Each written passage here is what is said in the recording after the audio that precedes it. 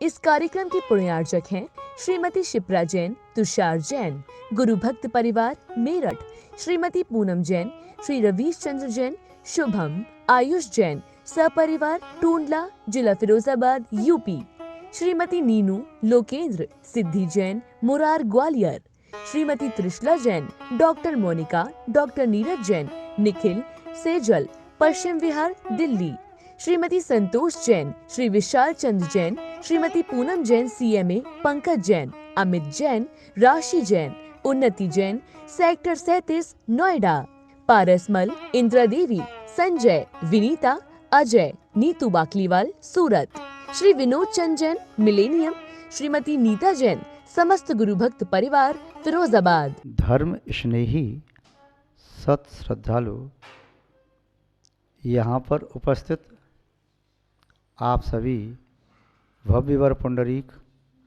पुण्यात्मा महानुभाव, आचार्य भगवान समंतबद्ध स्वामी द्वारा विरचित रत्न करंडक साबकाचार की वाचना में षष्ठम अधिकार की अंतिम गाथा, अंतिम कारिका, जिसमें आचार्य महोदय ने धर्म के फल को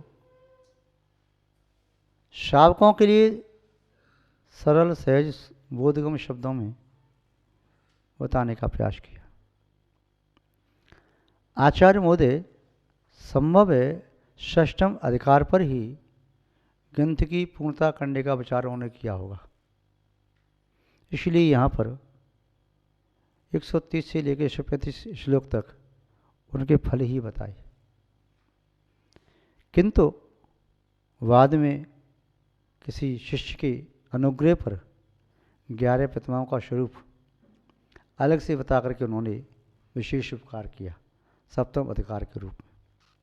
यहाँ पर व्रत, चाहे एक व्रत या बहुत व्रत, शल्लेखना समाधि व्रत, उसके फल की व्याख्या करते हुए विगत दिवस देख रहे थे हम, जो महाराज बता रहे थे कि धर्म रूपी वृक्ष कैसे कैसे फलित होता है।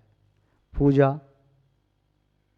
अर्थ, आज्ञा, धर्म के फल से 3 लोक में पूज्य पद प्राप्त होता है, परमात्मा का पद। धर्म के फल से संसार में दुर्लभ संपूर्ण प्रकार का अर्थ, धन, वैभव प्राप्त होता है। धर्म के माध्यम से ऐसा पद प्राप्त होता है जिसकी आज्ञा मानने के लिए संसार के प्राणी तत्पर रहें। देखो, पुण्य एक ऐसी चीज है जिस पुण्य के उदय के समय शक्र आदि भी नम्रीभूत हो जाते हैं। पुण्य के लिए संसार में तीनों लोक में कोई चीज दुर्लभ नहीं है। दुर्लभ से दुर्लभ वस्तु भी पुण्यात्मा के लिए सुलभ है। किंतु पुण्य भी किससे आता है? पुण्य आता है व्यवहार धर्म के माध्यम से। निश्चय धर्म तो पुण्य और पाप दोनों का क्षय करने वाला है। ये व्यवहार धर्म शास्त्र से पुण्य को देने वाला है, पुण्य के फल को देने वाला है, और ये व्यवहार धर्म निश्चय के लिए सीढ़ी का काम करता है। व्यवहार धर्म का पालन करने वाला ही निश्चय धर्म को प्राप्त करने में समर्थ होता है। तो यहाँ पर ये फल जो बता रहे हैं, आज देखते हैं ऐश्वर्य। ऐश्वर्य की प्राप्ति कैसे हुई, कैसे हुई? कतिपय उदाहरण देते हैं आगम के परिप्रेक्ष्य में। आपने स्वाध्याय के समय देखा होगा, धन्य कुमार चरित्र में उनका पूर्व भव। पूर्व भव में धन्य कुमार अकृत पुण्य की पर्याय में आए। मां मृष्टदाना के गर्भ में आते ही पिता का देहांत हो गया। ज्यों ज्यों गर्भ का संवर्धन हुआ त्यों त्यों संपत्ति नष्ट होती चली गई। अकृत पुण्य की मां मृष्टदाना के गर्भ में आने के पूर्व बहुत ही समृद्धि थी। किंतु अकृत पुण्य एक ऐसा पापी जीव जिसने कई भव पूर्व देव द्रव्य का भक्षण किया, ब्रह्मचारी का रूप बना करके जनालय में रहा, सेठ बाहर व्यापार करने के लिए गया, अष्टमी, चतुर्दशी या पूर्णमासी के दिन, पंचमी के दिन अलग अलग स्वर्ण मुद्राओं से पूजा करता था, उतना द्रव्य देकर के ब्रह्मचारी को चला गया। वह ब्रह्मचारी वास्तव में ब्रह्मचारी नहीं था, चोर था, छल से ब्रह्मचारी बना था। जितना द्रव्य देकर के शेठ गया था, सब द्रव्य जुए में हार गया, अन्य कार्यों में हार गया, और मंदिर का जितना द्रव्य था सबको खा गया। लौट करके शेठ आया तो सोचा कि मर क्यों नहीं गया विदेश में, ये तो लौट करके आ गया। सेठ को जब उसके सब कारनामे मालूम चली, उसको निकाल दिया। बुरी तरह से तड़ तड़ के मृत्यु को प्राप्त हुआ, नरक में गया, अनेक योनियों में भटकता रहा, क्योंकि भगवान के द्रव्य का भक्षण करने वाला व्यक्ति पातकी होता है, नारकी होता है। तो उसने भी उस पाप के फल से नरक की अवस्था प्राप्त की, फिर त्रिंच अवस्था, नाना प्रकार की दुखमय अवस्था प्राप्त की। उसके उपरांत वे मनुष्य में भी आया तो अकृत पुण्य बना। ऐसा पाप का उदय गर्भ में आने के पहले से ही धन नष्ट होना शुरू हो गया। पुण्यात्मा व्यक्ति जब गर्भ में आता है, कोई पुण्यात्मा जीव, तो गर्भ में आने के पहले से ही वृद्धि होने लगती है। तीर्थंकर प्रभु जब माँ के गर्भ में आते हैं, उसके 6 महीने पहले से रत्नों की वर्षा, नगर की रचना, देवांगनाएँ जो दिक् कुमारियाँ, अष्टकुमारिकाएँ माँ की सेवा के लिए आती हैं, अन्य कुमारिकाएँ, परिचारिकाएँ, देव समूह सेवा में तत्पर रहता है। क्यों? वो 6 महीने बाद इस कुल में पुण्यात्मा जीव आएगा जो तीर्थंकर बनेगा, तो पुण्य का फल उस जीव के आने के पहले से ही प्रभाव दिखाई दे देता है। गर्भ में जैसे ही जीव आता है, वह पुण्यात्मा जीव वृद्धि होती चली जाती है। भगवान महावीर स्वामी के गर्भ में आने का प्रसंग आपने सुना होगा। श्री वृद्ध सर्वत्र हुई थी, जनता ने सुख पाई थी, इससे जग में तुशलानंदन वर्धमान कहलाए थे। उनके घर में आते ही श्री की वृद्धि हुई, उनके घर में आते ही सुख शांति क्षेम की वृद्धि हुई, इसीलिए जन्म के बाद उनका नाम वर्धमान रखा गया। तो जैसे गर्भ बढ़ता चला जाता है, त्यों त्यों उस कुल में पुण्य के फल वृद्धि को प्राप्त होते जाते हैं। किंतु पापी जीव गर्भ में आता है तो ज्यों ज्यों गर्भ बढ़ता है, त्यों त्यों पुण्य का फल नष्ट होता चला जाता है। अकृत पुण्य के गर्भ में आते ही पिता की मृत्यु, संपत्ति नष्ट होने लगी।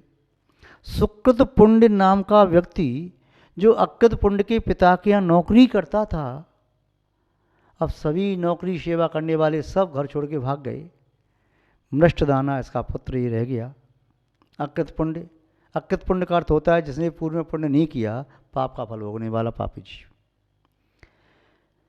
एक दिन क्या हुआ, मृष्टदाना ने देखा घर में कुछ खाने पीने के लिए नहीं है। बालक थोड़ा सा 8-10 साल का थोड़ा समझदार सा हुआ, सोचा कि माँ दूसरों के घर काम करने जाती है, झाड़ू लगाने, पोंछा लगाने, आटा पीसने, भोजन बनाने जाती है, माँ का स्वास्थ्य ठीक नहीं है, तो मैं ही कुछ व्यवस्था करूं। तो वह गया बच्चों के साथ खेलता हुआ और सुकृत पुण्य के खेत पर पहुंच गया। वहाँ पर उसने दिन भर काम किया, फसल काटी। शाम को सुकृत पुण्य ने सबको मजदूरी दी, अकृत पुण्य को मजदूरी अभी नहीं दी। वो कहने लगा, चाचा आपने सबको मजदूरी दी, आपने मुझे नहीं दी, क्या बात है? बोले बेटा तुम्हें बाद में दूंगा। सुकृत पुण्य ने ये सोच करके ये धन तो हाथ का मैल है, किसके पास टिका है, कल मेरे स्वामी के पास था, आज मेरे पास है, परसों किसी और के पास जाएगा। इसके पिता की मैंने सेवा की, इसके पिता के मेरे ऊपर सैकड़ों उपकार हैं, इसका बेटा मेरे यहाँ पर खेत पर नौकरी करने आया, चना काटने के लिए आया। उसने कहा बेटा मैं तेरे पिता के उपकार तो चुका नहीं सकता, और तुमने काम किया मुझे मालूम नहीं, तूने काम यहाँ किया, मैं तो इसे काम में नहीं लेता, किंतु मैं क्या करूँ, उपकार चुकाता हूँ। अपने गले में पहनी हुई सोने की चेन, मोटी चेन थी, निकाल के उसे दे दी। उसके हाथ पर सोने की मोटी चेन जैसी रखी, वह मोटी सोने की चेन उसके पाप कर्म के उदय से मिट्टी बन गई। पाप कर्म कैसा होता है? उसने कहा चाचा आप मुझे मिट्टी दे रहे हो, तो मिट्टी की है। बोले हाँ बेटा। फिर उसने कुछ रत्न दिए, जो जैसे रत्न दिए तो अंगारे बन गए। पाप का उदय। पुण्य से मिट्टी भी छुओ तो सोना बनती है, और पाप को जैसे सोना भी छुओ तो मिट्टी बनती है, रत्न भी अंगारी बन जाते हैं। उसने कहा ठीक है बेटा मैं समझ गया, तेरा पुण्य का अभी उदय नहीं है, पाप का उदय है। और चाचा मुझे तो आप अनाज दे दो जो सब मजदूरों को दिया है, मैं आपको इससे कुछ नहीं लेना चाहता। न अंगारे चाहिए न मिट्टी की रस्सी चाहिए। उसने कहा ठीक है बेटा, जितना आप चाहो उतना तुम बांध लो। और उसको वह फसल वाला अनाज नहीं दिया कि तुझे मेहनत करनी पड़ेगी, जो ढील लगा था चनाई का, निकली हुई चने रखे थे उसमें से दे दिए, तू बांध के ले जा। कोई कपड़ा नहीं था, अपना उस्त्री बस उतार करके उसमें बांध लिए जितना बांध सकता था।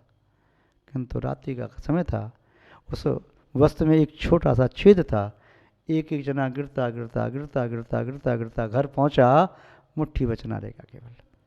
माँ ने पूछा, मैं तो ये देख रही थी, कहाँ था तू सुबह से? माँ, आपका स्वास्थ्य ठीक नहीं था, मैं काम करने गया था। कहाँ गया था काम करने के लिए? वो अंकल ने मुझे आशा की वो अंकल ऐसे थे, वो समझ गई, उसी के यहाँ काम करने गया था जिसने कभी हमारे यहाँ काम किया था, शुक्रपुंड के यहाँ। उसने सोचा कि अब इस ग्राम में रहना उचित नहीं है। हवेली थी, वह गिर गई, टूटने लगी, धन सब नष्ट हो गया, भोजन के लाले पड़ने लगे। अब मेरा बेटा उसके यहाँ काम करने जा रहा है जिसने पहले के हमारे यहाँ काम किया। कितना उपकार मानता था, कितना पापों का उदय। इस जन्मभूमि पर नहीं रहना चाहिए, चाहे बाहर जा कर के भीख मांग कर व्यक्ति खा ले, क्योंकि चार बंधु वर्ग में उसकी प्रतिष्ठा तो होती है। चाहे व्यक्ति कितना भी गरीब से गरीब हो, फिर भी सोचता है कम से कम बंधु वर्ग के सामने तो हाथ फैला करके न जियो, सम्मान के साथ जीना चाहता है। तो इसलिए वह माँ मृष्टदान अपने बेटे को लेकर के चली गई और कुटुंबी नाम के ग्राम में, कुटुंबी नाम के जमींदार के यहाँ पर थोड़ी बैठी। उसने पूछा, बहन कहाँ से आ रही हो, कहाँ जाना है? भैया कहीं नहीं जा रही, मेरा क्या ठिकाना, जहाँ काम मिल जाएगा मैं ठहर जाऊँगी। कुटुंबी नाम के उस जमींदार ने कहा, बहन यहीं रुक जाओ, मेरे यहाँ ही काम करो। और उसके यहाँ पर, और मेरे 7 बेटे हैं, मेरी पत्नी नहीं है और मैं हूँ, और मैंने तुमको बहन कहा है, तुमने मुझे भैया कहा है, तो मेरे बच्चों का पालन पोषण करो। वह मृष्टदाना और को जाती है कुटुंबी के यहाँ और सबके लिए भोजन बनाती है, घर का काम सब संभालती है। उसके बाद एक दिन देखा कि उसके जो कुटुंबी नाम के व्यक्ति के बेटे थे 7, वो बलभद्र आदि, वो खीर आदि खा रहे हैं, सब खा रहे हैं, बहुत अच्छी से मौज मस्ती दिखा रहे हैं। इसने भी कहा, अकतपुर्ण ने, कि मुझे भी खीर दे दो। तो उन बच्चों ने इसको पीट दिया। शाम को जब कुटुंबी नाम का वह जमींदार आया, उसने देखा अकतपुर्ण का मुंह कैसे सूजा पड़ा है, क्या हुआ? तो सब बातें बताईं कि खीर मांग रहा था तो पीट दिया होगा। मृदाना ने कहा कि मुझसे जिद कर रहा था, मैंने भी पीट दिया। कुटुंबी ने कहा, बहन तूने अच्छा नहीं किया, इसको भी खीर दे देती। नहीं भैया, जो भोजन तुम्हारे बेटों के लिए है वह मेरे बेटे के लिए नहीं, मैं तुम्हारे काम करने वाली हूँ, मैं ऐसे अपनी बेटे को कैसे खिला सकती हूँ? नहीं, कोई बात नहीं, बच्चे सब एक बराबर होते हैं। फिर भी माँ ने सोचा कि मेरे बेटे ने खीर मांगी। कभी दिन हुआ था कि हमारे यहाँ खीर जब बचती थी, नौकरों को दी जाती थी, उसके बाद घर के पशुओं को खिलाई जाती थी। इतना सामान घर में होता था। आज मेरा बेटा खीर के लिए रो रहा है, आंसू बहा रहा है, मैं खीर नहीं खिला पा रही। बताओ, प्रातः का सोचा मैं इसके लिए खीर खिलाऊंगी। वह पड़ोस में से थोड़ा दूध मांग करके लाई, चावल लाई, शक्कर ला करके खीर बनाई। उसने भगवान को हाथ जोड़े, कहा, प्रभु आज मेरे घर में दीपावली आ गई, कैसा पुण्य का उदय है, आज घर में खीर बनी है। तो बेटे से कह के गई, बेटा मैं पानी लेने जाती हूँ, यदि कोई धर्मात्मा, मुनि महाराज, साधु, त्यागवती आ जाएं तो उनको रोक लेना, आज हमारा बड़ा सौभाग्य है। वे धरती के देवता भगवान आ जाए, मुनि महाराज, तो हम पहले उनको खीर देंगे, उनको हार दे करके तब आप भोजन करेंगे। और ध्यान रखना, तूने नहीं रोका, यदि वे चले गए तो मैं तुझे खीर खाने नहीं दूंगी। उसने कहा, अच्छा। कोई पुण्य का उदय उसके आ रहा था, तो द्वार पर खड़ा हो गया, देखता है कोई आ जाए, कोई निकल नहीं जाए, इधर देखता उधर देखता, कहीं से निकल नहीं जाए, नहीं तो माँ मुझे खीर खाने नहीं देगी। तो देखता है आकाश मार्ग से मुनि महाराज आ रहे हैं, ऐसा दिव्य तेज पर जमीन पर चलते हुए आए। उसने कहा, महाराज जी मेरी माँ ने खीर बनाई है, ठहरो ठहरो महाराज जी ठहरो, पहले आप खीर खा के जाना, मेरी माँ ने खीर बनाई है। महाराज जी आगे चलते गए, महाराज जी आप खीर नहीं खाओगे तो मेरी माँ मुझे खीर खाने नहीं देगी, आप ठहर जाओ। महाराज जी तो महाराज जी चले जा रहे, साधुओं को किसी से क्या मतलब। किंतु बालक सोचता है कि मेरी प्रार्थना भी नहीं सुन रही, मेरे कहने से मेरे यहाँ नहीं रुक रहे, नहीं आ रहे, अब क्या करूँ। छोटा बालक दौड़ करके महाराज जी के सामने पहुंच गया और दोनों हाथों से उनके पैर पकड़ लिए। मैं नहीं जाने दूंगा, मेरी माँ ने खीर बनाई है, मैं तो पहले आपको खीर खिलाऊंगा तो आपको जाने दूंगा। उधर से माँ सामने देख रही कि मुनि महाराज को पकड़ लिया, प्रगान करती है, हे श्याम ने तुष्ट तुष्ट प्रगान हुआ, नवदा भक्ति की, मुनि महाराज का प्रारंभ हुआ। एक कटोरे में खीर थी। माँ सोचती है इस खीर के 3 हिस्से कर दूं, एक हिस्सा मुनि महाराज के लिए, एक हिस्सा बालक के लिए, तीसरा हिस्सा मैं खा लूँगा। किंतु आहार देना प्रारंभ किया, एक हिस्सा एक गिलास में चला गया। सोचा कोई बात नहीं, अपना दूसरा हिस्सा मैं दे देती हूँ। अब वह बालक भी देख रहा है तीसरा हिस्सा है, वह कहता माँ मेरे से खीर भी दे दो, माँ मेरे से खीर दे दो। वे मुनि महाराज मानस राम गिरिधि के धारक थे। माँ देखती है कटोरा खीर से ज्यों की त्यों भर गया, जितना खीर देती जाती कटोरा ज्यों की त्यों भरा है। मुनि महाराज ने हार किया, हार करके चले गए। उसके उपरांत उस माँ ने वृषदाना ने बलभद्र आदि सभी पुत्रों को खीर खिलाई, अड़ोसी पड़ोसियों को खिलाई। बोले आप तो तुम्हारे यहाँ कोई देवता है, इतनी खीर कैसे बनी? बहन मैं नहीं जानती कैसे बनी। और वह दान की अनुमोदना करने वाला, वह अकृत पुण्य अगले भव में धन्य कुमार होता है। धनपाल शेषी का पुत्र, जिसके लिए वसुमित्र नाम का राजा जब मरा था तो स्थान पर लिख के गया था। उसने पूछा मुनि महाराज से कि मेरी संपत्ति का स्वामी कौन होगा? उन्होंने कहा धनपाल का 8वां बेटा धन्य कुमार होगा। तो प्रशस्ति पर लेकर के गया कि धनपाल का 8वां पुत्र मेरी संपत्ति का स्वामी होगा। जब वह मृत्यु को प्राप्त हुआ अंतिम व्यक्ति, तो उसे पलंग सहित ले गए। पलंग के पाँव में रत्न भरे हुए थे। प्रशस्ति पत्र निकला, ताम्रपत्र, उस पर लिखा था धनपाल का 8वां बेटा धन्य कुमार संपत्ति का स्वामी है। ऐसा मुनि महाराज ने पूछा। उसके लिए पुण्य आत्मा इतना पुण्य का उदय आया कि उसकी संपत्ति मिली। गुफा में गया, काल गुफा में, वहाँ से दिव्य रत्न लेकर के आया। यदि जब जन्म हुआ तो नाल गाड़ने के लिए गड्ढा खोदा, स्वर्ण निकल के आया। जो कुछ भी किया वैभव मिलता चला गया। कौन सा पुण्य? केवल आहार दान की अनुमोदना का पुण्य किया, वह धर्म किया, उस धर्म का फल इतना मिला, वह धन्य कुमार इतना वैभव संपन्न हुआ। आज भी लोग कह रहे हैं किसी बात के लिए, क्या कहते हैं, अरे तू धन्ना सेठ नहीं हो गया। धन्ना सेठ वह कौन था? धन्ना सेठ वह धन्य कुमार ही था। धन्ना सेठ ऐसे वैभव को, ऐश्वर्य को प्राप्त करने वाला महानुभाव। धर्म का फल अचिंत्य है। इसीलिए आप सभी अपनी शक्ति अनुसार जिस प्रकार के धर्म में आपका मन लगता है, भगवान के अभिषेक में, पूजन में, स्वाध्याय में, शीलवत का पालन करने में, उपवास में, जाप लगाने में, आहार आदि 4 प्रकार दान देने में, तीर्थ यात्रा में, परोपकार करने में, जिस किसी पुण्य कार्य में आपका मन लगता है, अपनी शक्ति के अनुसार मनसा वाचा कर्मणा और द्रव्य व्यय करके पुण्य का संपादन करो, धर्म का संग्रह करो। धर्म ही इस आत्मा को परमात्मा बनाने में समर्थ है और कोई नहीं है। हमें और आपको भी न केवल भौतिक वैभव, ये तो चाहिए नहीं, किंतु फिर भी मिलता है भूष्य की तरह से आध्यात्म वैभव, आत्मा की विभूति प्राप्त हो, शाश्वत वैभव प्राप्त हो। ऐसी हम आपके प्रति मंगल भावना रखते हैं। इन्हीं भावनाओं के साथ शब्द श्रृंखला को विराम देते हैं।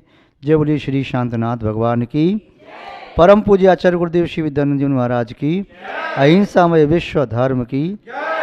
इस कार्यक्रम के पुण्यार्जक थे श्रीमती शिप्रा जैन, तुषार जैन, गुरु भक्त परिवार मेरठ, श्रीमती पूनम जैन, श्री रवीश चंद्र जैन, शुभम, आयुष जैन, सपरिवार टूंडला, जिला फिरोजाबाद, यूपी, श्रीमती नीनू, लोकेंद्र, सिद्धि जैन, मुरार, ग्वालियर, श्रीमती त्रिशला जैन, डॉक्टर मोनिका, डॉक्टर नीरज जैन, निखिल, सेजल, पश्चिम विहार, दिल्ली, श्रीमती संतोष जैन, श्री विशाल चंद्र जैन, श्रीमती पूनम जैन, CMA, पंकज जैन, अमित जैन, राशि जैन, उन्नति जैन, सेक्टर 37, नोएडा, पारसमल, इंदिरा देवी, संजय, विनीता, अजय, नीतू बाकलीवाल, सूरत, श्री विनोद चंद जैन, मिलेनियम, श्रीमती नीता जैन, समस्त गुरु भक्त परिवार, फिरोजाबाद।